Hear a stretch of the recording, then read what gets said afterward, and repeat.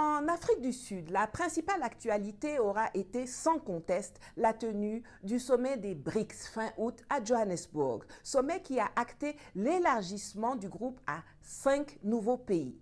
En fait, ils étaient 6, mais il y en a un, l'Argentine, qui n'avait rien à y faire et qui a bien heureusement abandonné en cours de route.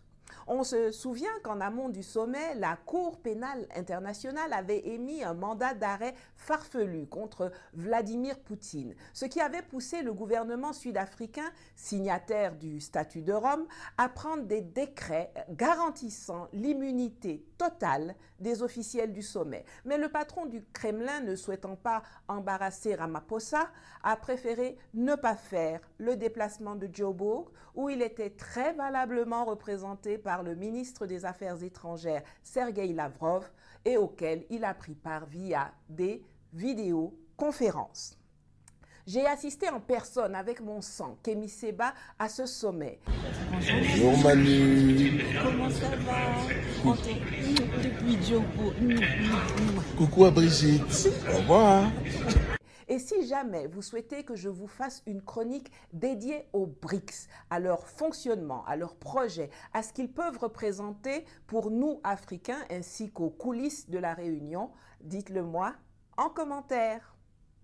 Les autres actualités ont été la victoire des Springboks sud-africains lors de la Coupe du monde de rugby fin octobre et le ralentissement économique causé entre autres par les incessantes coupures d'électricité, le load shedding comme ils disent en Afrique du Sud.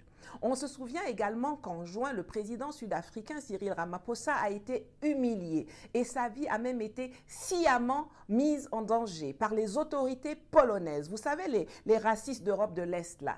Lorsqu'une partie de sa délégation et notamment son équipe de sécurité avancée a été retenue pendant plus de 24 heures sur le tarmac de l'aéroport de Varsovie, alors que le président sud-africain se rendait en Ukraine et en Russie pour une très inutile médiation africaine dans le conflit qui les oppose. Quand on t'envoie, il faut savoir t'envoyer. Et nous, on s'envoie maintenant en Angola, où quelques jours avant Noël, dans un acte fort de souveraineté et pour marquer son désaccord profond avec la réduction du quota imposé par l'organisation sous la coupe de l'Arabie Saoudite, Luanda a annoncé sa décision de quitter l'OPEP, l'organisation des pays exportateurs de pétrole dont elle était membre depuis 2007. Cela donne 2 leçons gratuites à beaucoup de gens. Premièrement, quand on n'est pas d'accord, on l'exprime. Et deuxièmement, quitter une organisation qui ne vous arrange pas ne signifie pas la fin du monde. Au Botswana, 2023 aura été marqué par la conclusion d'un accord plus équilibré entre l'État et le diamantaire anglo-saxon de Beers. J'avais déjà parlé du modèle botswanais dans une de mes précédentes vidéos. Allez la regarder à la fin de celle-ci, vous verrez, c'est très intéressant.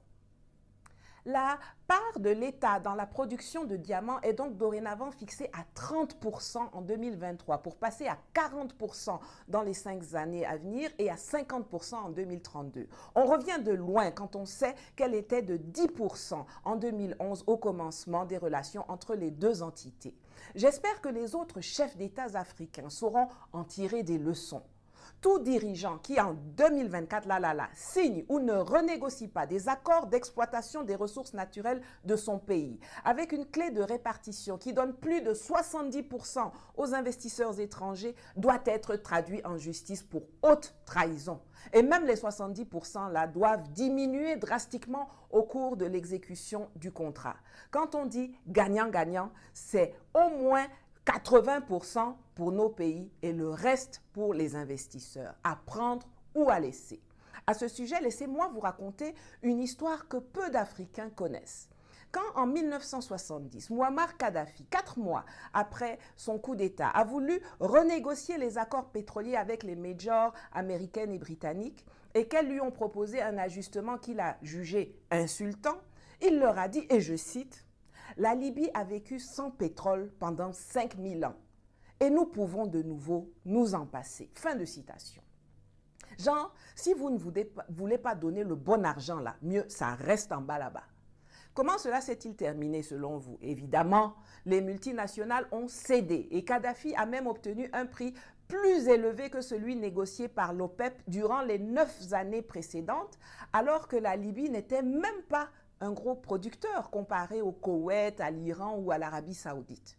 Tout ça pour vous dire que c'est nos ressources et que c'est nous et personne d'autre qui devons décider du prix auquel nous les vendons, si nous choisissons de les vendre ou de les exploiter.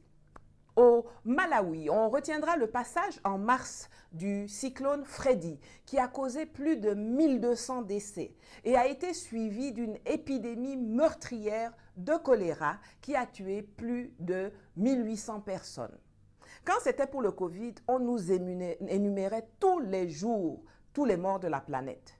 Mais là, un pays perd 3000 personnes en un court laps de temps et je suis certaine que vous êtes nombreux à en avoir jamais entendu parler.